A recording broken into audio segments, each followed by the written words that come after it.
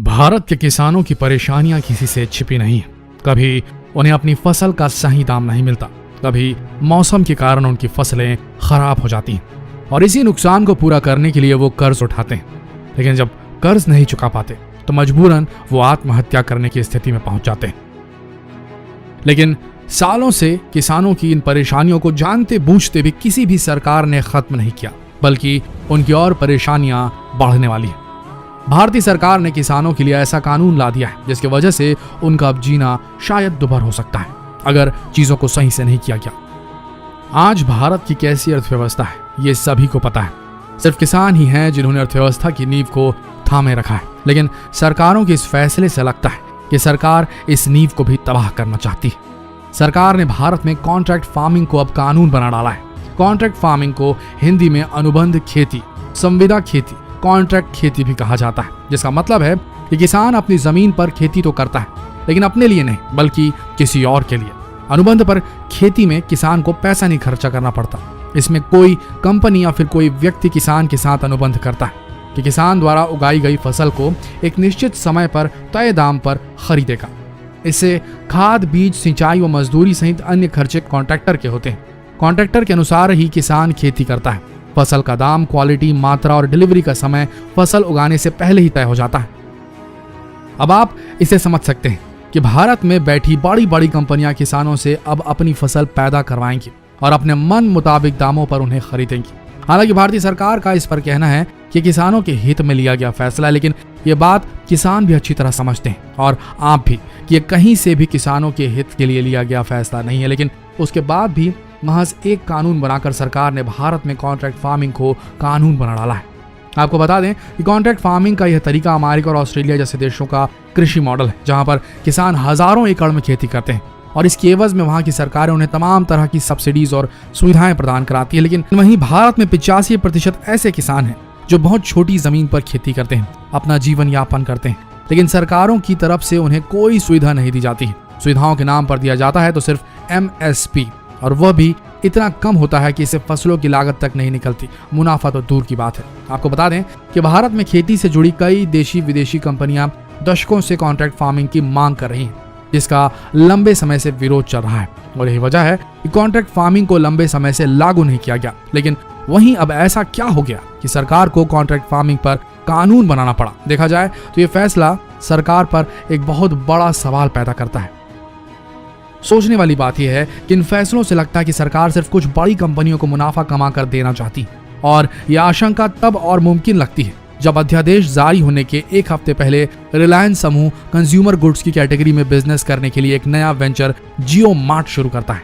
अब गौर करने वाली बात यह है कि जियो मार्ट से पहले अडानी, विल्मर, ITC और रामदेव बाबा के पतंजलि सहित कई छोटे बड़े ब्रांड मार्केट में मौजूद थे, लेकिन कभी उनको इतनी गंभीरता से नहीं लिया गया। सरकार की तरफ से इस तरह थाली में रखकर किसी को भी सहायता नहीं दी गई। ये कंपनियां अपनी जरूरतों को पूरा करने के लिए सरकारी संस्थाओं के जरिए मार्केट रेट पर अपनी जरूरत का सामान खरीदती थी। लेकिन अब ये व्यवस्था हमेशा हमेशा के लिए बदल जाएगी। मनमानी पे उतर आएंगी ये कंपनियां। सरकार ने भले ही कॉन्ट्रैक्ट फार्मिंग पर कानून बना दिया है, लेकिन देश भर के किसान संगठन, मंडी समितियों में काम करने वाले छोटे मोटे व्यापारी और कर्मचारी इस कानून का विरोध कर रहे हैं। उनका कहना है कि देश की अर्थव्यवस्था में 40% योगदान देने वाले किसानों की समस्या को हल करने के लिए सरकार अध्यादेश के जरिए कानून बना रही है, लेकिन जो कानून बनाए गए हैं उनसे किसानों से ज्यादा बड़े व्यापारियों और कंपनियों को लाभ होने वाला है। लेकिन सरकार वहीं इसे किसानों की मुक्ति का मार्ग बता रही है। लेकिन देखा जाए तो ये जो कानून है वो किसानों के लिए सबसे बड़ा बंधन बन सकता है। देखने वाली बात यह कि जो लोग वोट देकर सरकार चुनते हैं उन्हें जरूरत थी कि वो किसानों को साथ में लेते, उन्हें विश्वास में लेते, उनके हिसाब से कानून में तब्दीलियां करते और उसके बाद इस अध्यादेश को जारी करते। लेकिन ये एक तरफा लिया गया फैसला सा लगता है सरकार का। आइए जानते हैं कि किसानों पर बनाया गया ये कानून, जो नया कानून है, कैसे किसानों के लिए बंधन है और अंबानी, अडानी जैसे लोगों के लिए मुनाफे की चाबी बन सकता है अगर गलत तरीके से इस पूरे कानून को इम्प्लीमेंट किया गया। तो आप जानते ही हैं कि संसद में किस तरह से किसानों के इस बिल को पास किया गया। हालांकि सरकार ये दिखाना चाहती कि ये किसानों के हित में लिया गया फैसला, लेकिन असल में ये अंबानी और अडानी जैसे व्यापारियों को लाभ पहुंचाने का काम कर सकता है। ये निजी कंपनियों का दबाव ही है जिसके कारण सरकार कॉन्ट्रैक्ट फार्मिंग जैसी व्यवस्था को लागू करने के लिए कानून बनाना चाहती है। नहीं तो आप ही सोचिए कि ऐसी क्या मजबूरी थी कि जो व्यवस्था यानी कि कॉन्ट्रैक्ट फार्मिंग भारत में पहले ही फेल हो चुकी है, उसे कानून क्यों बनाया जा रहा है। आप इस उदाहरण से समझ सकते हैं कि किस तरह से किसान इस कॉन्ट्रैक्ट फार्मिंग के कानून में बंद जाएंगे। ये हाल ही का मामला है। एक बहुत बड़ी कंपनी है पेप्सिको, जो गुजरात के किसानों से कॉन्ट्रैक्ट फार्मिंग के जरिए आलू खरीदती थी, लेकिन हाल ही में कंपनी ने आलू के प्रतिबंधित बीजों से खेती करने के कारण किसानों पर मुकदमा दायर कर दिया है और मुकदमे में पेप्सिको कंपनी ने किसानों से 1 करोड़ रुपए मुआवजे की डिमांड की। इसी तरह मध्य प्रदेश के किसानों का भी एक मामला है, जब आईटीसी कंपनी किसानों से अनुबंध के तहत गेहूं की खरीद करती थी। किसानों ने कंपनी पर लगातार कई साल तक उनकी फसल के दाम कम देने का आरोप लगाया। उसके बाद तत्कालीन मध्य प्रदेश सरकार को किसानों के बढ़ते दबाव के कारण इस पर रोक लगानी पड़ी थी। आपको बता दें कि सिर्फ यही कारण नहीं है कि किसान कॉन्ट्रैक्ट फार्मिंग से दूर भाग रहे हैं, बल्कि इसमें कई कानूनी अड़चने भी हैं। मान लीजिए अगर कोई विवाद पैदा हो जाता है तो विवाद होने पर किसान सिर्फ एसडीएम के पास ही जा सकता है, जबकि कॉन्ट्रैक्ट फार्मिंग से पहले वह कोर्ट में भी अपनी गुहार लगा सकता था। लेकिन कॉन्ट्रैक्ट फार्मिंग के बाद उनकी ये पहुंच एसडीएम तक ही रह जाएगी। देखा जाए तो ये कानून पूरी तरीके से किसानों को बांधने का काम करेगा और कंपनियों को खुली छूट मिल जाएगी। भारत में हर किसान अपनी फसलों को मंडी में बेचता है, जिसमें एमएसपी मिनिमम सेलिंग प्राइस निर्धारित होता है। लेकिन जब कॉन्ट्रैक्ट फार्मिंग को कानून बना दिया जाएगा तो मंडी व्यवस्था ऑलमोस्ट समाप्त हो जाएगी और उसके बाद धीरे धीरे एमएसपी भी शायद खत्म हो जाए। हालांकि सरकार कह रही है कि कभी नहीं होगा, लेकिन जरा गौर फरमाइए इन फैक्ट्स पर। देखिए, बात यह है कि मंडी के बराबर कोई दूसरी व्यवस्था बनाए बगैर मंडियों को सरपास किया गया, उन्हें पास किया गया, तो स्थिति बहुत खराब हो सकती है। अगर कोई प्राइवेट प्लेयर इस क्षेत्र में उतर रहा है तो उसके लिए भी एमएसपी की व्यवस्था होनी चाहिए। उदाहरण के रूप में अगर गेहूं के लिए 1925 रुपए प्रति क्विंटल की व्यवस्था मंडी के लिए की जाए तो वही व्यवस्था निजी कंपनियों के लिए भी होनी चाहिए। देखिए, अगर ऐसा नहीं हुआ तो मंडी में तो एमएसपी मिलती थी किसानों को, अगर मंडी से खरीदने की बजाय जो प्राइवेट प्लेयर्स हैं वो सीधे किसानों तक पहुंचेंगे तो क्या वो ये रकम देंगे? अगर वो ये रकम नहीं देंगे या कोई किसान इससे कम रकम में तैयार हो जाता है तो बाकी किसानों का क्या होगा? क्या रेट गिर नहीं जाएगा? ऐसे में नुकसान किसका होगा? किसानों का होगा। मंडी में कम से कम सरकारी जो मापदंड हैं वो माने तो जाते हैं, लेकिन प्राइवेट प्लेयर जब इसमें उतरेंगे तो ये दाम जो खरीदी का है वो कम हो सकता है। आगे बढ़ते हैं। आप जानते हैं कि हमारी आज की सरकार ऐसे कई फैसले ले चुकी है जो कहीं से भी जनमानस के हित में नहीं, लेकिन वहीं अगर हमारे किसान, हमारे अन्नदाता के लिए जो भी फैसले लिए गए हैं अगर वो उनसे पूछ कर लिए जाते तो ज्यादा बेहतर होता। एमएसपी की बात करें तो देश में सिर्फ 23 फसलों पर ही एमएसपी है, और अगर इस कानून के साथ साथ एमएसपी का प्रावधान निजी कंपनियों के लिए भी किया गया होता तो इससे देश के सभी राज्यों के किसानों को फायदा पहुंचता और आगे उनके शोषण होने की आशंका भी कम होती। वहीं किसान चाहते हैं कि उनका मंडी सिस्टम समाप्त ना हो और उन्हें यही डर सता रहा है कि इस कानून के आने के बाद मंडी सिस्टम समाप्त हो जाएगा। उनका कहना है कि 1 साल निजी कंपनियां अच्छे दामों में उनकी फसल खरीदेंगी और उसके बाद जब मंडियां बंद हो जाएंगी तो कॉर्पोरेट कंपनियां मनमाने दामों पर फसल खरीदने लगेंगी और अनुबंध के कारण उन्हें मजबूरन उन्हें बेचना ही पड़ेगा। किसान बिहार राज्य का हवाला देते हुए कहते हैं कि यहाँ मंडी सिस्टम समाप्त होने के बाद किसानों की हालत बहुत खराब हो गई है और उनसे मनमाने दामों पर फसल खरीदी जा रही है। सरकार अगर किसानों की हितैषी है तो वहां किसानों से सीधे फसल लेकर निजी कंपनियों को क्यों नहीं बेचती? ये बड़ा सवाल है। बिहार में 2006 में एमएसपी एक्ट को खत्म कर दिया गया था।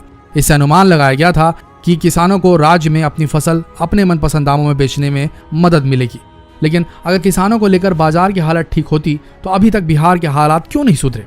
वहां पर प्राइवेट मंडियां, निवेश आदि की बात कही गई थी, लेकिन हर साल वहां के किसान अपनी फसल लाकर पंजाब, हरियाणा क्यों बेच रहे हैं? अगर ऐसी व्यवस्था है तो सबसे बड़ा सवाल ये उठता है, भले सरकार ये कह ले कि एमएसपी और मंडी कभी खत्म नहीं होंगे, लेकिन सवाल ये उठता है कि एमएसपी या मंडी खत्म हो जाएंगी इस एक्ट के आने से। आइए संभावनाओं को परखते हैं।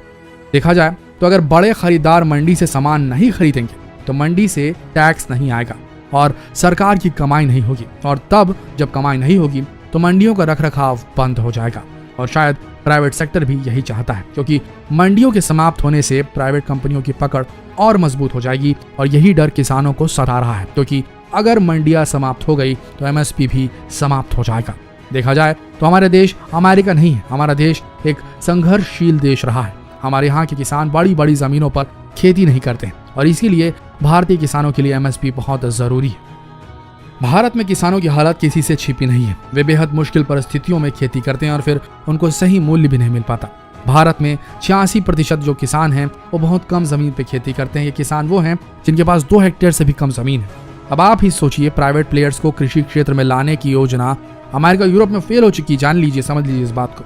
तो भारत में ये कैसे सफल हो सकती है, जबकि भारत के किसान अभी संकट में, और इस संकट से उबरने के लिए यहाँ की सरकार उन्हें सब्सिडी नहीं दे रही है, जैसा कि फॉरेन में होता है। ये सुविधा भारत में नहीं। इस कानून के हितैषी जो बड़ी बड़ी कंपनियां हैं, जो बड़े बड़े प्राइवेट प्लेयर्स हैं, वो कह रहे हैं कि इससे किसानों को जो सरकारी एमएसपी है उससे ज्यादा पैसा मिलेगा। लेकिन सरकार इस पर कानून क्यों नहीं बना देती कि एमएसपी निर्धारण हो, प्राइवेट प्लेयर्स के लिए भी, प्राइवेट कंपनियों के लिए भी एमएसपी का निर्धारण हो, तब ये कानून वाकई में किसानों के हित में आ जाएगा।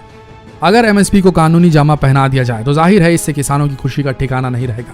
लेकिन सरकारों के फैसले से लगता है कि सरकार मुनाफा सिर्फ कंपनियों को ही देना चाहती है, क्योंकि आप ही सोच कर देखिए, अगर कॉन्ट्रैक्ट फार्मिंग जैसी चीज अमेरिका में सफल होती तो वहां की सरकार उन्हें सब्सिडी क्यों देती, जिससे साबित होता है कि कॉन्ट्रैक्ट फार्मिंग कहीं से भी सफल नहीं है। लेकिन उसके बाद भी सरकार अपने फैसलों को किसानों पर थोपना चाहती है, तो कम से कम इतना कर दे कि एमएसपी निर्धारण कर दे, वो भी निजी कंपनियों के लिए भी। तभी हमारे देश के किसान भाई खुश रह सकेंगे, कुछ मुनाफा कमा सकेंगे। देखिए, हर चीज में रिवॉल्यूशन और रिनोवेशन की जरूरत पड़ती है। देश में भी ऐसे कई कानून है, खासकर कृषि में कानून जो है कि जिन्हें थोड़ा सा रिनोवेशन की जरूरत है, जहां रिवोल्ट लाने की जरूरत है, जहां पर क्रांति लाने की जरूरत है, क्रांतिकारी बदलाव की जरूरत है। लेकिन इस चीज को ध्यान में रखा जाए, जिस प्रकार से नोटबंदी हुई थी, जिस प्रकार से कोरोना को देश में हैंडल किया गया लॉकडाउन लगा करके अनायास ही, उस प्रकार से ये जो कानून है, कृषि कानून, वो थोपा नहीं जाना चाहिए हमारे किसान भाइयों पर, अन्यथा बहुत बड़ी आपदा आ जाएगी और इस बार जो कृषि प्रधान हमारा देश है वो पूरी तरीके से घुटनों पर आ जाएगा। आपका क्या मानना है कमेंट सेक्शन पे जरूर बताएं और जितना हो सके इस वीडियो को शेयर करें ताकि किसान भाई भी जागरूक हो सकें और सरकार तक भी ये बात पहुंचे, किसी तरीके से एमएसपी निजी प्राइवेट कंपनियों के लिए भी तय हो। इससे हमारे किसान भाई सुरक्षित होंगे, उनका मुनाफा सुरक्षित होगा और तब देश आगे बढ़ेगा। जितना हो सके इस संदेश को फैलाइए ताकि वहां तक पहुंच सके जहां इसकी जरूरत है। धन्यवाद।